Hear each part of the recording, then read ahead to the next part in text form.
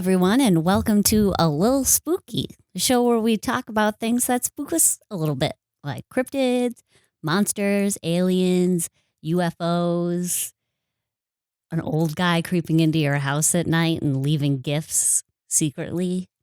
It's Christmas. It is. Merry Christmas, everyone. Merry Christmas for the Christians. Happy Hanukkah for our Jewish listeners. Joyous Kwanzaa for people celebrating Black culture. Happy Saturnalia for the pagans. Happy Yule. Blessed Yule for the Wiccans. Have I missed one? Well, I'm Everett. And I'm Colleen. Yeah, it's Christmas. Merry Christmas, everyone, and happy holidays for everyone else. Yeah, happy holidays. Let's just do that. Yeah, I'm excited to get going on Christmas stuff, but I just want to ask, what are we doing for Christmas this year, Colleen? What are we doing? Yeah. I want you to guess what we're doing for this episode. Oh, I was like, what are we doing? Yeah. Okay. What are we? I think we're talking about Christmas spookies. Yeah. I mean, okay, I'm going to be completely honest. I wanted to do Krampus, but I feel like everyone knows about Krampus already, right? Anyone listening to this podcast at least probably has heard of Krampus. And it's like, yeah, he's cool. And he is really cool, but I just like, All right. Been there, done that. You don't need to explain yourself to me. No, I'm just saying it's something I wanted to do, but it's like, been there, done that. I wanted to explore something else, some other Christmas spookies. And I must say, in many traditions across the world, but especially Europe, Christmas is a very spooky holiday. Well, I mean, yes. It's just a conglomeration of a bunch of weird. Right. It's like very ritualistic. It's very dark. I mean, it's winter, and there's just a lot of dark traditions, and we're going to get into some of those today. All right. Can you guess what country these traditions are going to be coming from that we're talking about They're today? all coming from one country? Yes. Man, I know that the weirdest Christmas traditions gotta be from like Scandinavia. Are we talking like Sweden? Very close. Today we're going to be talking about Yule in Iceland. Okay, very close, yes. Yes. So, you may have heard of some of these. Maybe you haven't. Okay. I don't know. The only weird one I've heard of other than Krampus is Belschnickel from The Office. Yeah, and both Belschnickel and Krampus are German. Oh, okay. German area, at least. So, well, today I want to get into a couple things about Iceland's Christmas, Icelandic Yule. All right, cool. So, first, basically the antithesis to Santa Claus, very similar to Krampus, is Gryla. Do you know who Gryla is? No, but like, you've seen the movie Santa's Sleigh, right? Yeah. Where, Jesus is the son of God and Mary, but Santa is the son of Satan and what was her name? Like Helen? I don't remember. That's what I'm picturing. It's just Santa, but Satan. No.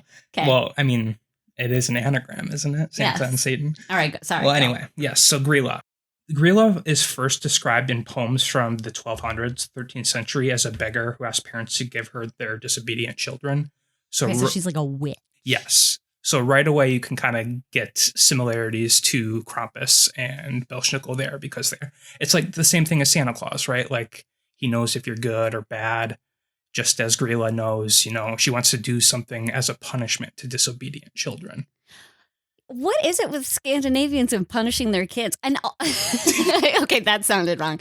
On Christmas, because I don't get it. Like, we don't have someone who like drags you to hell if you were bad. You just get a lump of coal. And even where did that come from? I didn't research Santa. I'm sorry. It's a little bit odd. The worst I've ever been threatened with was a lump of coal in my stocking. And that was an empty threat because my family never did stockings. My mom told me that was only for German children. Well, that explains why I had stockings growing up, because I do have German heritage. Well, that's just the original description of Gryla, is just kind of wanting disobedient children to punish them. But as the mythos kind of grew and expanded, she became much more feared. So now she is described as an enormous and repulsive giantess or a troll, one of the two. I'm sorry, did you mention when this originated? In the 13th century. Oh, okay. So it's old, but it's not like... Just as old as like Santa, right? I think that came around the same time. St. Nicholas. Yes. Maybe St. Nicholas was a little earlier, but it's right around that same time. I feel like the Santa Claus we know and love today is from like the 1900s. Oh, yeah, definitely. But Like, I'm just saying because the thing is, the Gryla that we're going to be talking about today, it's kind of the same thing, where it's more recent history that she's become what she is now. And do we know why she changed?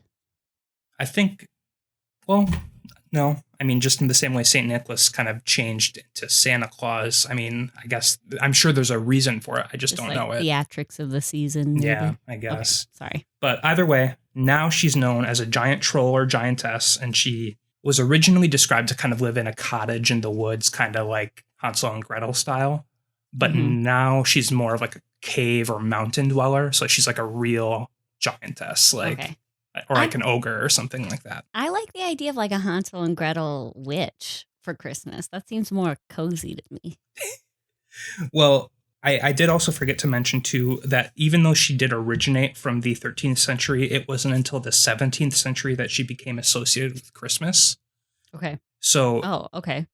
Weird. So, do you know why she got associated with Christmas? Yes. And I didn't write the author's name down, but she became a topic in a few poems that were read as tradition around Christmas time. Oh. So she became basically the Santa Claus. So, like, you know, Icelandic children need to behave. Sure. Otherwise, they're going to get punished and not get presents. And I have one last question, last interruption.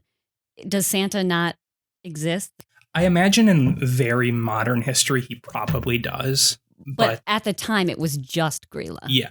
Okay, so I was thinking... Well, not just Gryla, because there are going to be other things we're going to be talking about in Iceland. Sure. But I don't think Santa was, though. Okay, but she's the one who she either rewards you if you're good or she punishes you if you're bad. No, she does not reward you. Oh, okay. I'm sorry. Okay, she is only a punishment. All right. Okay. So during the Christmas season, and this is modern times now, during the Christmas season, she leaves her home to search for naughty children. She carries a sack on her back, just like Santa would, but it's only to put children into, not to take gifts out. Sounds kind of... No. You'll see why. So she leaves her husband at home, and this is probably the only time we're going to talk about this guy because he is so insignificant to the story. Hello. Well, it's kind of weird because even like Mrs. Claus and like the Santa Claus story plays more of a major role, even though she's not at all anyway. I heard recently that Mrs. Claus was literally just created because people thought Santa was lonely. Or gay or something. Yes. Well, her husband's name is, and I had to look up the pronunciation of this because it's Icelandic. Sure. But it's Lebaluthi, but it's not spelled like that at all. Okay. So he the only story about him, and there's not even a story, there's one description of him. He's lazy, and that's it. He's lazy and stays home in the cave. God, maybe that's like, there's a reason she's angry. There's a reason she leaves. This is like real life, but trolls. Well, so she leaves him home, and she's going on the hunt for children to put in her sack. All right. And so what you're saying is she's doing the work, and her husband's just lazing around. Yes, probably doing absolutely nothing. And he's waiting for their meal because she's going to bring home the children and boil them alive and then eat them as a stew with her husband. I don't know why she shares. She had to do all the work by herself. Why is she putting up with this loafer? Well, I don't want to get too ahead of myself, but he plays one other role in fathering their children. Oh, Jesus Christ. Okay, sorry. So she wanders around with a sack looking for naughty children. How does she know if they're naughty? Maybe someone outs them. I don't know. Okay. I think it's more like she's a magical creature. So she's beyond our understanding and just knows, just like Santa would. Feel ya. So she's kind of a witchy person, right? There are a lot of similarities to the witch in Hansel and Gretel. So what's one thing every witch has? A cauldron. Well, yeah, that's already established because they boiled the kids. A broom? Not a broom. A hat. Not a hat. Yes, a cat. Okay, first off, I'd like to dispel that rumor. Well, no. I wasn't even getting at cat specifically. I was hoping you would say a familiar. Okay. Yes. Got it. So this comes to the next portion of the story, which I think a lot more foreigners to Iceland know about, called the Yule Cat. I don't know that one. I think after I say this, I think you might. So the Yule Cat, and that's its name. It's just the Yule Cat. It doesn't have a name. It's the pet of Gryla and Lebaluthi, and on Christmas Eve, he leaves the home to hunt for children to kill and eat. The cat, not Lebaluthi. The cat, yes. Okay, right, because we've already established that he's just a piece of crap. Now, here's the weird thing.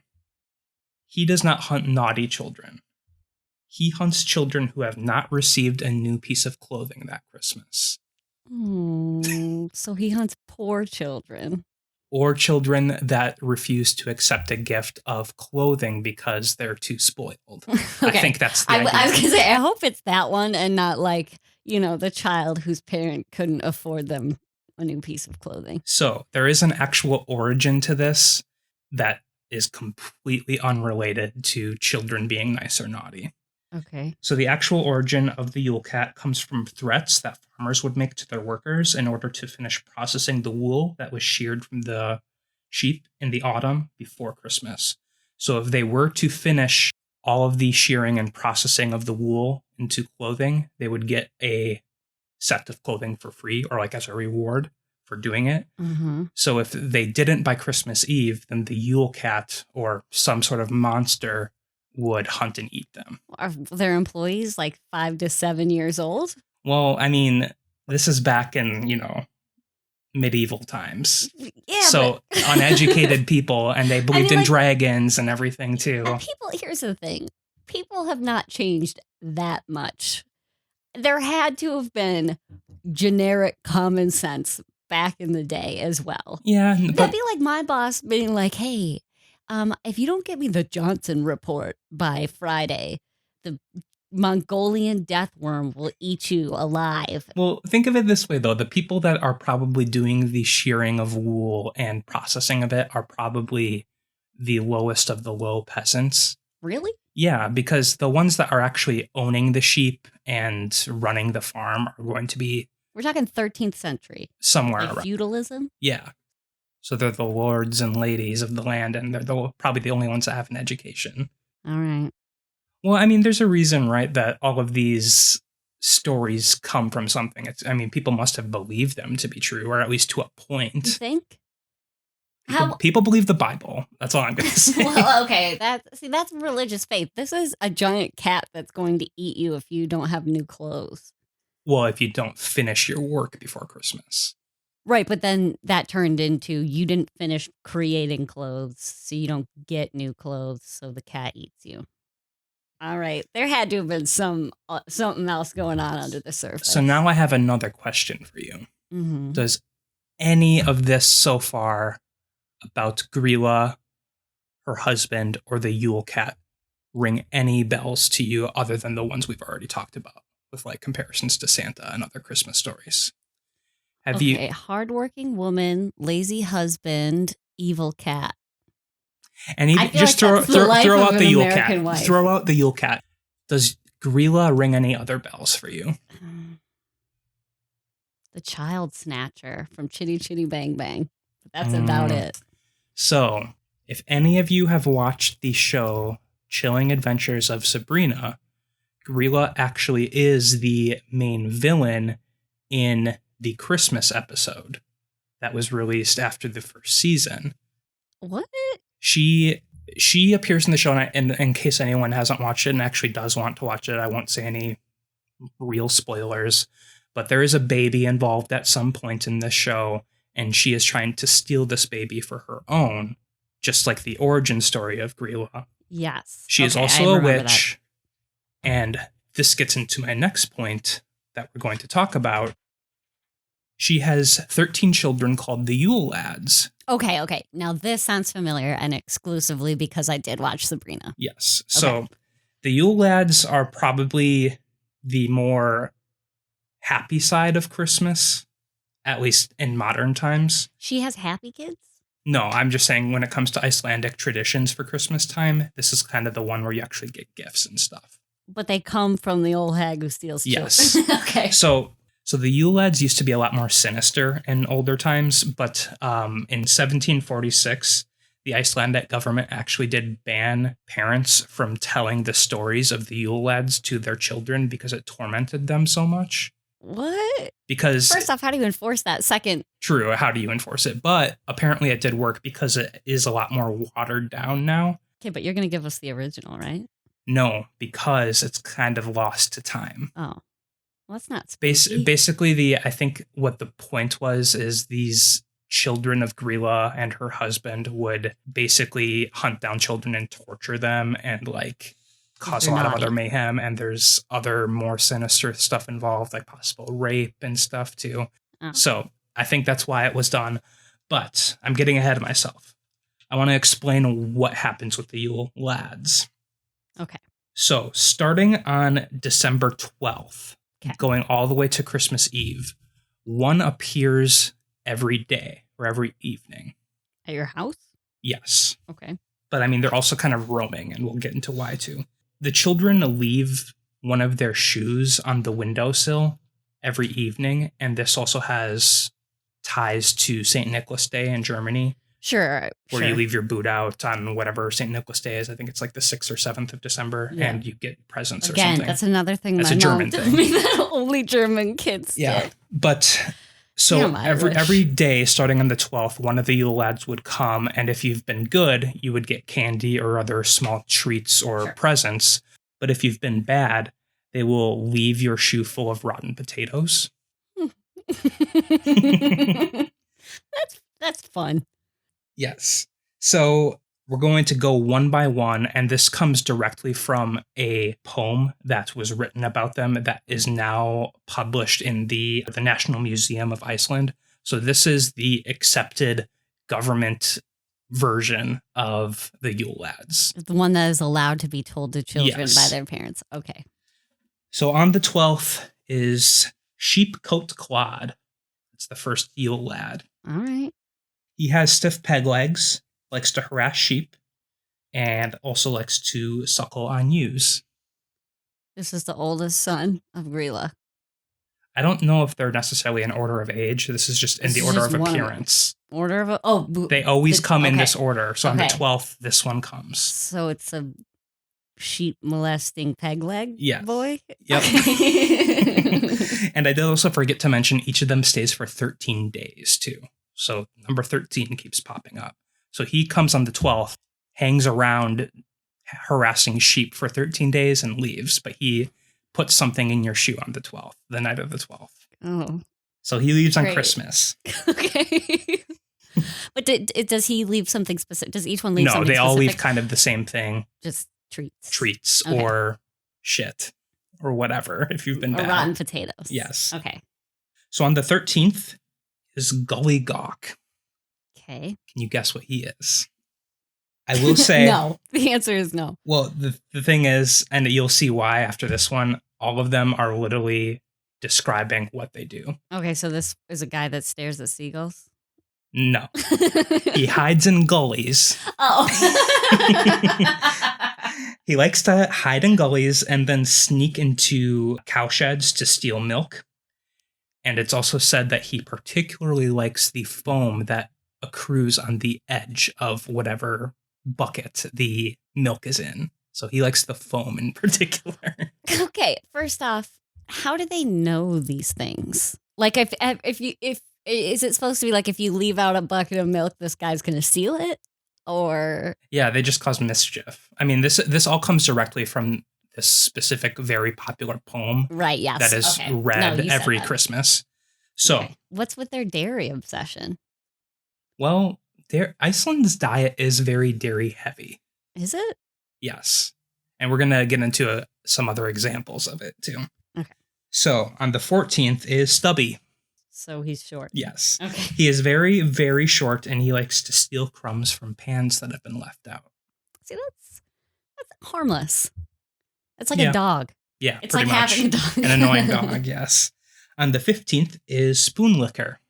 All right. So he licks spoons. That's gross. Now, one point that sounds pervy. Well, it's actually a little sad because he only consumes food from licking spoons.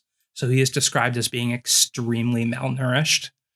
Because he get the only calories he gets. Yes. So do people leave out like spoonful of butter? No. The thing is like these are like pranks or like trickster type things that they do. So you're hoping they'll leave gifts, but you want to like avoid them otherwise. Right, because you don't want them to lick all your spoons. Yeah. That just causes more dishes. And then on the 16th is the pot scraper. Again, that sounds helpful. He steals dirty pots and licks them clean, but he doesn't return them. He steals them. That's rude. Yeah. 17th is the bowl licker. Okay. This one is a little bit more, I think it would confuse a lot of people that aren't native to Iceland. So I think it's kind of a cultural thing in Iceland to eat right before you go to bed, or possibly even wake up in the middle of the night and eat. They have this type of bowl that has a lid that they put underneath their bed in order to like eat it whenever they want it while they're in bed. What? I don't know. Is this a current tradition? Or where did you read this? On my research. Okay, my research. I don't remember where I saw it. But I mean, I don't think it's as common now, but it was definitely something that was done all the time by everyone. But why though? I don't know. But anyway, the bowl licker takes those bowls. He hides underneath people's beds and then will take those bowls full of food. That's rude. I mean, if I woke up in the middle of the night jonesing for a box of tricks and it wasn't under my bed, well, this is Iceland, so you're probably getting milk or just a bowl yogurt full of milk to lap up in the middle of the night. Yep. Gross. Dairy and meat heavy. Not a whole lot of vegetation in their diet. Yikes. All right. So on the 18th is door slammer. That's what he does. Slams doors. Particularly at night. He likes to keep people awake and constantly slam doors while people are sleeping. See, that's diabolical. That right there is actually like if you hate someone, that's what you should do. Okay, so this next one is also going to require some explaining. Do you know what skyr is? Yes, it's like not yogurt, but it's not cheese. Right. It's kind of in between. People like to describe it as like an extremely fresh sour cream where it's very mild. Yeah, or I've heard like a really smooth cottage cheese. Yeah. So it's kind of like a thick yogurt. It tastes a lot like yogurt, but it's very mild. Right. So this is an Icelandic food. And this next one on the 19th is the skyr gobbler. So his mission is to find and eat all skyr available. You must have the worst constipation. Yes. On the 20th is the sausage swiper. All right. He hides in rafters and takes sausages while they're smoking. Smoked like sausage you links. hang them from the ceiling and smoke them. So he'll hide up there and take them. All right. So no worries there in terms of my house. But 21st, window peeper. All right. They get slowly worse. Yes. So he likes to obviously creep outside windows, and then he steals things that he views as valuable that he can see through the window. So like he'll break in and take them. Okay, petty thievery, not, peeping Thomas. On the 22nd comes the door sniffer. Okay. He has a very large nose and a keen sense of smell, and he has a love for baked goods. So anytime he sniffs out any sort of fresh baked bread or desserts, he will take those. Can you blame him? No, I can't. But I can blame this next one on the 23rd is meat hook. Okay. He uses a hook to snatch meat away, and he has a particular affinity for smoked lamb. He actually comes on the 23rd, which in Iceland is tradition to eat smoked lamb for dinner that night. Oh, okay. So he will actually try and steal that, apparently. And on the 24th is the last Yule Lad, the candle beggar. So candles aren't as big of a commodity now, obviously, but in Iceland, they're very far north. So during this time of year, there are only a couple hours of sunlight. Sure. Well, not a couple, a little more than that, but it's very dark for longer than most of the world. Yep. So candles were a huge commodity, and candle beggar would follow children and steal their candles. Oh, that's not nice. So I was going to ask you, are there like specific traditions that people follow on each of these days? Or it's literally, this is just pulled from a poem? Well, some more than others. So I was actually just going to kind of explain this too. Okay.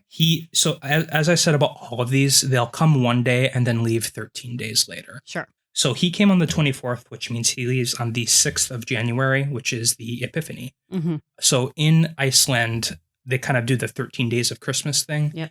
And the Epiphany is a huge celebration where there's a lot of dancing and lights and stuff. So he's trying to steal all of these candles during this celebration. Oh, okay. It's described as lots of people doing elfin dancing. I don't know if that means more like Lord of the Rings style elves or if it's more like leprechaun, Keebler elves type stuff. Okay. Meat Hook, as I said, there's a huge celebration dinner on the 23rd. So Sure. he comes during then. I think the door sniffer, he takes the baked goods. And I think that's a day where there's a lot of baking involved to prepare. Okay. So each one has. There is a purpose for these. I don't know if the tradition came first and the Yule Lads were built around that or if the traditions were made after the poem. But either way, it's intertwined. Okay. So all of those descriptions do come from the poem, but this is the only well-available description of each of the Yule Lads now. As I said, they used to be a lot more darker, and I think I did come across specifically with the window peeper. I think he was the one that kind of was a little more sinister with doing maybe sexual assault type stuff. Lightened up. And same with Sheepcoat Clod. Instead of just suckling on ewes, I think he would actually have sex with the female sheep too. The ewes. Yes. So it was like a lot more sinister and a lot more dark and creepy. Okay. What is wrong with people? What is wrong with the original people? Just in general. What is wrong with human beings in general? That's what you start with. Don't ask me, man. I'm just here to report the good news or the bad, however you look at it. I did want to ask you, though, the number 13 comes up a lot in all of these traditions. Mm-hmm.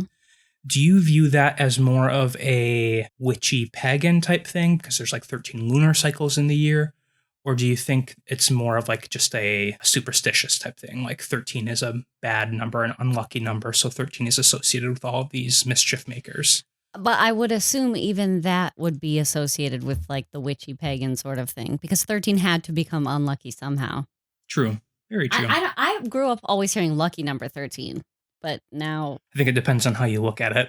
I guess Maybe if you grow up in a witches. Catholic household, 13 is bad. But, 13 for other religions might be a lucky number. I don't know. Sure. I don't know. And aren't there 13, like zodiac, like in astrology? I don't know how many there are. I'm not sure. I don't pay attention to that, so I don't know. But I don't know, just a thought.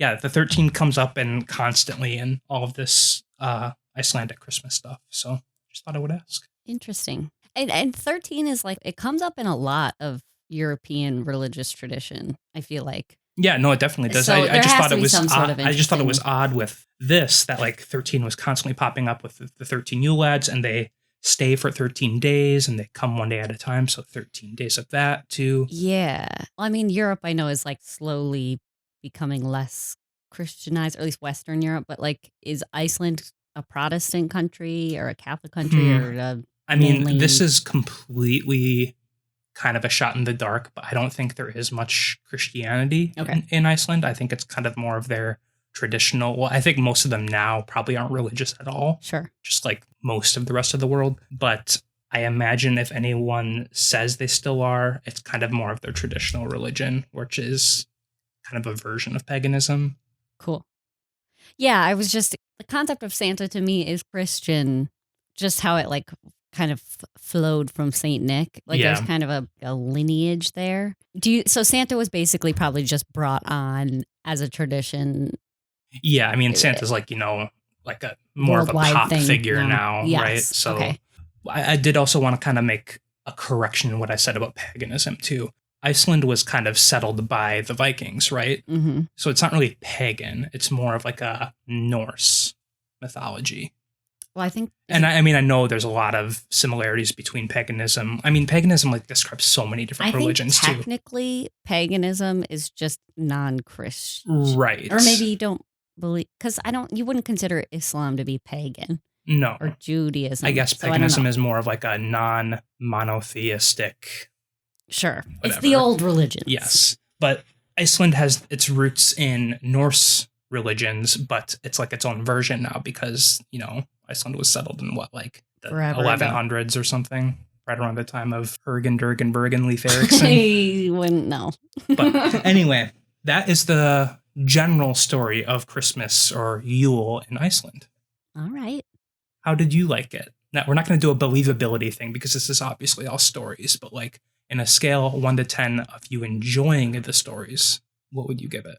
I much prefer these kinds of traditional stories to the, Santa. I mean, I like Santa. I like gifts, obviously, but there's some more character to these kinds of stories. And one thing I did forget to mention too, now that you said that, it's like kind of a tradition to have these giant parades featuring all of these characters too. Mm-hmm. So like people would dress up as like monstrous Gryla and like another monstrous guy that's whatever his name, Lebo Luthi or whatever. And they would look disgusting as possible because like they're ogres or giants or whatever. But then their children, the lads, the Yule Lads, they like are more similar to like elves. Sure, Or like they're kinda seven dwarves. Yeah, that kind of that style where they're silly looking. Sure. And they're all like, very joyous except for Spoonlicker, who's malnourished and sad, and Stubby, who is extremely short. But it strikes me as interesting, and this is probably a generalization, but there seem to be a lot of European traditions where it's not like Santa comes and brings you fun stuff. It's like a horrifying monster might come and steal you at the solstice. Well, they got it right, though, because have a threat to make your children behave, but you as a parent still get rewarded for giving your children the gifts, and you don't have to pretend that some fat dude came down your chimney and gave them the gifts. Right. Well, and you don't have to deal with the soul-crushing moment your child realizes there is no Santa. True. It's interesting to me that a lot of ancient traditions are similar. Like if you look into old Yule traditions, even like unrelated civilizations, people in South America were celebrating the winter solstice in pretty much the same way as people in Northern Europe. Not the same way, but it's interesting that everybody had a draw celebration. similar conclusions because of the solstice or whatever, have you. I don't want to get into like conspiracy corner again with like aliens and we're all of the same initial society or whatever, but yeah, I think it is also very interesting that, I mean, I know Norse and German traditions are very close just because of the geographic location, but I mean, there were so many similarities between like Gryla and Krampus, like, trying to hunt children who are naughty, and the Yule Lads and St. Nicholas, just giving, small gifts in a shoe type thing. Yeah. I guess it just goes to show that, like, no matter where you are in the world, all humans are kind of the same. I wonder if we're, like, hardwired to find Yule to be an important date, or if there's some mystical reason behind it.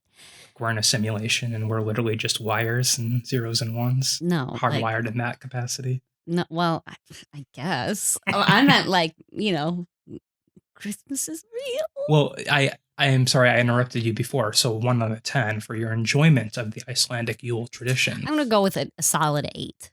Okay. They're horrifying, but they're charming at the same time. I want like the real original versions of yes, I am the Yule very Lads that were curious. for some reason outlawed. Like it must have been bad enough that the government wanted to ban it. Did you mention when they banned it? Yes, it was 1746. Oh, so it was that long ago. So it had to have been really bad because back then kids they were told anything.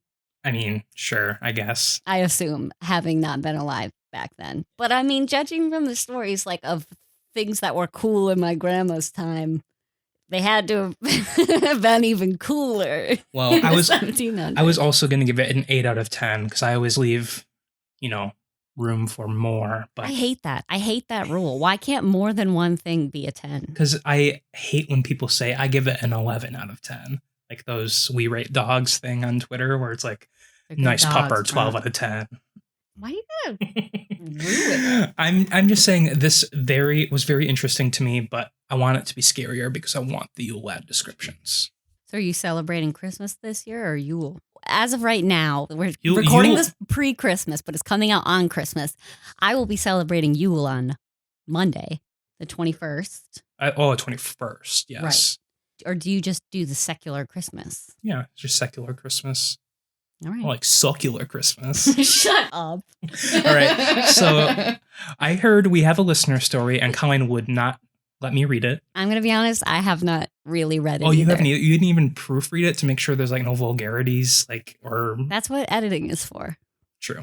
Okay. So this comes from Jackson.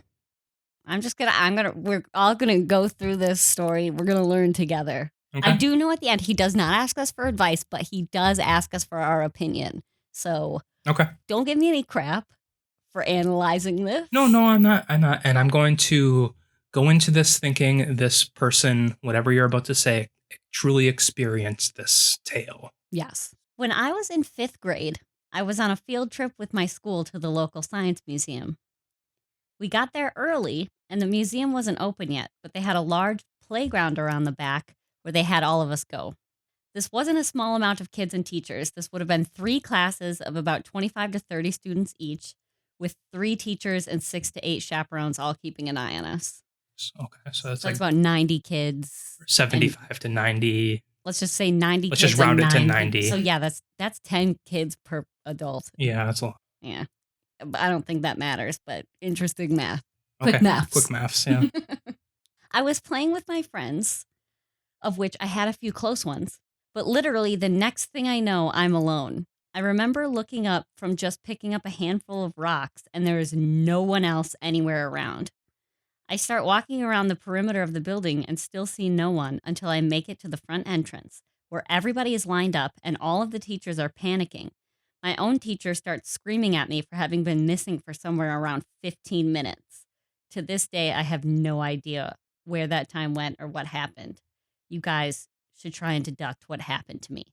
Was this aliens or a slip into an alternate reality? Okay. I feel like I missed something. So he says that he just went down to pick up a rock, you said? So he's playing with his friends in a playground in the back of the museum, waiting for the museum to open. Right. It sounds like they were like throwing rocks at each other or something. So he leans down to like pick up a rock to throw at someone. And when he stands back up, everyone's gone. So, and he wasn't alone. He was with his friends playing. Well, there were 90 other kids. Right. But were they all together? Or That's like, what it sounded like. They were all sent to this playground in the back. I can't tell if that's missing time or maybe you woke up in an alternate reality. Yeah, maybe you got switched. Maybe you got body switched. Like the real you got sent to, like this isn't your original universe. You got sent to empty playground town. You got switched. You got switched. You got switched. The lonely Jackson in empty playground town reached up into full playground town, pulled you down into empty playground town, and took your place back with your friends. So you became lonely playground Jackson. So, okay, even though that is very like, an odd suggestion, I would say, I think it's more likely that that is the scenario than missing time. Because if it was missing time, don't you think like if he had passed out or if like whatever, not assuming it wasn't aliens, if it was just missing time and he doesn't remember, like short-term memory loss, everyone around him would have seen him like fall to the ground or something, right? Well, but there is some kind of missing time because 15 solid Well, right. minutes have passed. There's missing time, but I guess what I'm saying is in the sense he didn't pass out or become unconscious because his body would have still been there. So the children and teachers and whatever would have seen him there when they were looking for him. It was more like you froze in time. Yeah. And the rest of time fast forwarded and you stayed where you were. Like Sonic, super fast. No, not like that. Like bullet time, like slowing down. Everything seems normal speed to you, but to everyone else, you're just going so fast you can't even see. No, but the other way around. It seems like everything's the same speed to you, but everything around you is going so fast you can't even see. That depends on your perspective, right? If you're going the speed of light, everything around you seems like it's going super slow, but you're just going really fast. Okay, this got too confusing. It's a very confusing story. And honestly, it's terrifying, actually, because what happened? Here's what I really think it is. As I have mentioned in a previous episode, I am of the opinion that it is just as likely as any religion that we are in a simulation. And this is a glitch in the Matrix where something just went haywire and he lost time. Everyone was looking for him and he disappeared for 15 minutes, but he was really there the whole time. So you think this is just a problem with the computer simulation? It's a bug in the game. I don't agree. I think it's a warp into an alternate reality. And now it's just been long enough that he doesn't remember the true reality. True reality or the weirdness. Like perhaps there was some kind of strangeness to this reality versus like the the old sky was a different color in his original universe and it was purple, but now he's in our blue universe. Yeah, but I mean, isn't the theory that there are infinite alternate universes? Right. With And if every that's the case, possibility. Yeah. If that's the case, the only difference between this universe and that one might be the fact that He was the missing playground for was 15 full minutes. in one and the playground was empty Right. in another one. Yeah, that's possible. I think that is scarier than Glitch in the Matrix, personally. Just that there's infinite universes with so many different possibilities, and he just skipped one to the other. Yeah, how do you move through? Did somebody move him? Or maybe Who the was rock, the chess master here, or the rock he touched was a catalyst for him jumping universes. Or he wasn't supposed to touch that rock from the beginning, and that caused the bug in the game, and he was glitched out in the Matrix. Or he died. Jackson, are you dead? Did you die that day when you were, how old was he? 5th grade. So like 12? 9? 9? Mine? Between 9 and 12? 10. You're 5 in you were a kindergarten. young lad. Yeah. Yeah, I don't know. I think I'm sticking with the glitch in the Matrix theory. I'm going alternate reality. Think really hard, Jackson, and please feel free to contact us again. Do you remember things in your first 9 years of life that were slightly different from the world around you post? I can't even remember 15-minute anything before I was 18. I've lost all memories of my childhood. Yeah, the world actually was pretty different when I was in 5th grade. I remember buying like Spice Girls lollipops. You can't get those anymore. You know what? And I almost want to do an episode on this too, but we're just kind of on the topic. Have you ever heard the theory that the world actually did end in 2012? No. Maybe we should do an episode on that. But my theory is the world is supposed to end in 2021, and whoever read that it was 2012 was dyslexic, because this year's been absolute shit. Well, the guy that kind of made this theory popular makes a lot of very interesting and arguably good points on us actually dying in 2012. And this is just, I don't want to say simulation again, but we're like experiencing end times. And we all actually did die in 2012. This is the afterlife. It's just the same as the before life. A shitty continuation. It's actually even shittier than the before times. Yeah. Well, if you're listening and you're kind of interested in learning more about the 2012 we actually died theory, let us know. It's back into Conspiracy Corner, and it's basically a giant Twitter thread from this one guy, but it's massive amount of like stories and points he makes. I'm not going to say proof, obviously, but like it's a lot of reading and there's a lot of stuff with it. So I'd be interested. I don't want to have to do all the reading. That's the point of this. You can summarize it for me. Well, if you want that, let us know. But if you're just interested in reading it yourself, just look up Did We Die in 2012? I think is the name of the Twitter thread or something. Well, now I'm actually intrigued. Don't tell them to read it. We should do an episode on it. We may or may not. So, but if you have any other episode suggestions, or if you want to send us a listener story to read, send us an email. Yeah.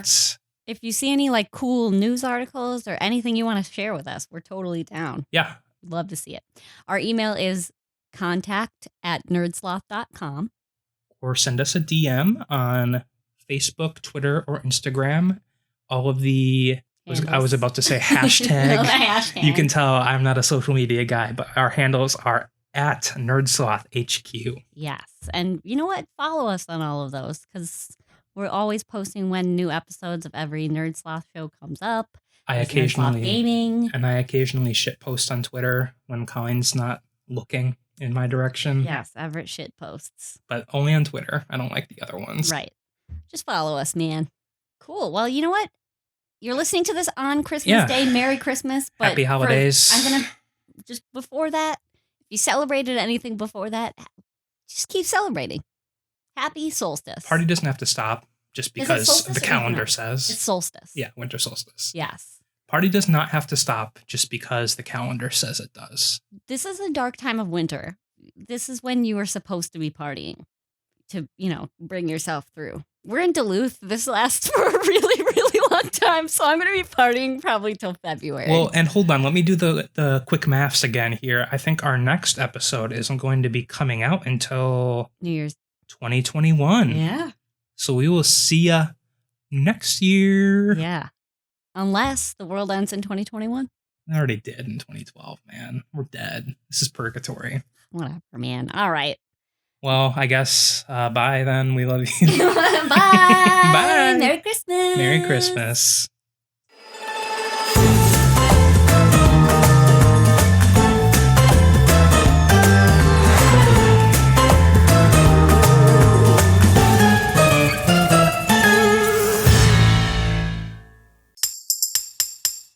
Presented by NerdSloth, a place for lazy nerds.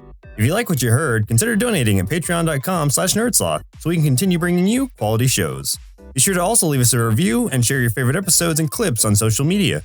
If you're looking for more content, visit us at nerdsloth.com.